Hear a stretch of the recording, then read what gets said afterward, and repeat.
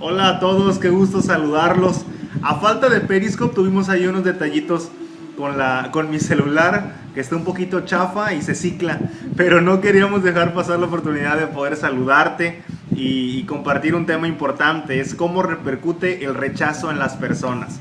Aquí tengo a la señora, a la dueña de mis quincenas, a Vania. Hola a todos, buenas noches. Gracias por darle like o ponerle play a este video y esperamos que la información que vamos a hablar a continuación pues sea de mucha utilidad para ti y lo puedas compartir con otra gente también. Sí, creemos que es un tema interesante y que creo que lo que compartamos te va a ayudar o a tener un panorama diferente acerca del rechazo. Y quiero empezar diciéndote que en una referencia bíblica, cuando Jesús empezó su ministerio y empezó a ir a diferentes lugares, a diferentes regiones, Él empezó a hacer milagros y empezó a hacer cosas padres con la gente, empezó a sanar enfermos, empezó a liberar a muchas personas. En fin, eso no lo hizo en su tierra. Cuando llegó a su tierra, que era Nazaret, cuando Él empezó a compartir con las personas que tenían una necesidad, muchas de las personas que estaban ahí congregados empezaron a menospreciarlo, empezaron a decir, este no es el carpintero, o sea, este Jesús no es el que limpiaba el aserrín, no era el que cortaba las tablas, y empezó a menospreciar lo que él estaba haciendo en ese momento. Y podemos ver un panorama bastante claro en donde los de alrededor, la gente que estaba cerca, los de su misma tierra, lo empezaron a rechazar, porque sabían que él empezó y se formó desde niño con la carpintería. Ahí está la guardiana de la casa, Paris. Paris. No se va a callar. El punto es que las personas que estaban congregadas empezó a rechazar a Jesús. Lo empezó a rechazar porque sabían que él empezó siendo carpintero y no creían en lo que estaba haciendo. Y eso pasa similar hoy en día. Cuando una persona es muy capaz, cuando una persona tiene conocimientos, cuando una persona tiene habilidades muy padres que pueden ser de provecho para mucha gente, pero pareciera que su familia, pareciera que la gente que tiene cerca no creen en ellos y empiezan a rechazarlos y empiezan a menospreciar el potencial que ellos tienen. Y vemos un ejemplo claro de lo que es el rechazo en las personas. Por lo general, tienden a rechazar a una persona la familia que está cerca de ellos porque conocen sus errores, porque conocen sus áreas débiles. Ahora la pregunta es, ¿cómo repercute el rechazo en las personas? Vamos a ver un punto psicológico. Aquí Vania nos va a explicar cómo repercute el rechazo. Bueno, definitivamente el rechazo es uno de los dolores emocionales más fuertes que vivimos las personas. Yo creo que en algún momento de nuestra vida todos hemos sufrido rechazo, ya sea que terminamos una relación amorosa o que en el trabajo fuimos despedidos o compañeros del trabajo que de pronto no nos incluyeron en sus planes o en la escuela, en los equipos de trabajo que de pronto nos hacen a un lado. Entonces yo creo que todos en algún momento de nuestra vida hemos sufrido lo que es el rechazo y como consecuencia viene una baja autoestima.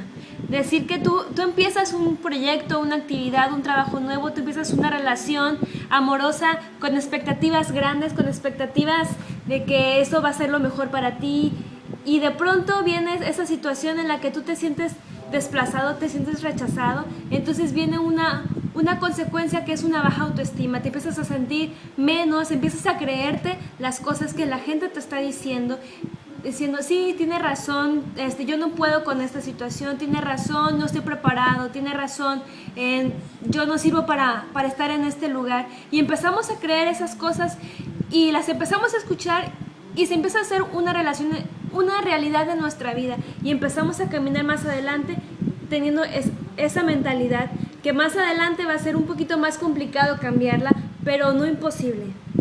Entonces yo creo que esa parte sí es bien importante tomar en cuenta de que lo que la gente dice no es la realidad. Nuestra realidad nosotros la tenemos acá en nuestra cabeza, nosotros sabemos lo que somos, nosotros sabemos quiénes somos en Dios y lo que Dios ha puesto en nuestras vidas para hacer. Sí, ese es como el punto importante, el punto psicológico, en donde una persona empieza a creerse lo que no es y empieza a crecer inseguro, empieza a crecer con miedos y ya cuando le toca el turno al bat, cuando le toca hacer cosas importantes, sabe o cree al menos que no es capaz de hacer lo que tiene que hacer, que no es capaz de hacer cosas grandes porque desde el principio fue rechazado. Ahora, un punto un poco más personal, un poco más fuera de lo psicológico, yo creo que tiene que ver con que cuando a una persona la rechazan, empieza a amargarse, empieza a frustrarse, empieza a guardar rencor de aquellas personas que lo rechazaron. Un ejemplo, un niño que fue rechazado desde niño, que no lo quisieron, que lo fueron haciendo menos, que no creyeron en él, va a ser un niño que cuando crezca va a ser un niño inseguro, va a ser un niño que va a repetir lo mismo que hicieron con él. Ese niño que ahora es un adolescente y después va a ser un adulto, él consciente o inconscientemente va a empezar a rechazar a los demás, va a empezar a menospreciar a los demás porque él fue menospreciado, porque él fue rechazado. Y por eso mismo, hoy vemos en nuestra actualidad tantos adolescentes que están en el alcohol, que están metiéndose a las drogas, que están en pandillas, que están haciendo las cosas mal, porque como ellos fueron rechazados, buscan refugiar ese rechazo, buscan intentar calmar ese dolor que fue ocasionado por el rechazo con cosas superficiales. Por eso es que en donde se sienten aceptados es con la misma gente que consume drogas.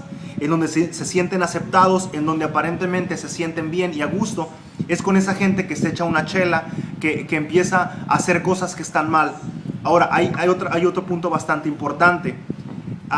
Las mujeres, o muchas mujeres, dan sexo para recibir amor, para sentirse amadas. Y muchos hombres dan amor para recibir sexo. Aquí vemos cómo de pronto se empieza a transgiversar lo natural, que es yo te doy amor y tú me das amor. No, ahora se empiezan a cambiar los roles. Muchas mujeres, como para el hombre, parte de lo importante es sentirse que sus necesidades están siendo cumplidas. ¿Y cuándo van a ser cumplidas? Cuando es capaz de ligarse a una muchacha y de empezar a tener relaciones sexuales con ella para hacerla sentir amada. Y él suple una necesidad. Y la mujer les da el sexo para sentirse amada, para sentir comprendida. ¿Por qué? Porque desde niños crecieron con esa carencia de amor, crecieron con esa carencia de afecto. Y ahora de adolescentes, ahora de grandes, empiezan a transgiversarse todo porque no son capaces de dar amor porque no fueron amados. La sexualidad es algo bien importante cuando se cumple dentro de lo establecido, dentro de lo normal. Para cerrar esto, yo creo que el rechazo, si no se empieza a trabajar desde antes, va a crear secuelas de amargura, va a crear secuelas de coraje profundo, y que cuando no se aprende a perdonar desde el principio a las personas que lo rechazaron, entonces van a ser adultos amargados, frustrados y limitados. Este es mi punto de vista. Vania, compartiste el tuyo. Vamos a cerrar este tema. Sí, definitivamente la solución a este rechazo, a este dolor de rechazo es el perdón. No es algo fácil, no es algo de que es una pastillita mágica y que tú perdonas y se va a pasar todo. No, porque el rechazo no significa, el perdón no significa olvidar, sino significa que cada vez que tú te acuerdes de esas palabras que te hirieron, de esos hechos que te lastimaron, en el momento que tú los recuerdes ya no sientas ese dolor, ya lo recuerdes como un suceso que fue en el pasado, que te hizo fuerte, que aprendiste, pero que hasta ahí llegó. Entonces el perdón te abre la puerta a la libertad emocional. Excelente. Ya para cerrar también me despido de ti diciéndote algo bien importante. Hace algunos meses Vania y yo pasamos por una situación crítica, por una situación difícil, una situación familiar, y aprendimos algo. Hay dos maneras de aprender a vivir, hay dos maneras de vivir, de caminar: con Dios o sin Dios. Cuando lo haces sin Dios, pasas cada proceso de la vida de una manera difícil.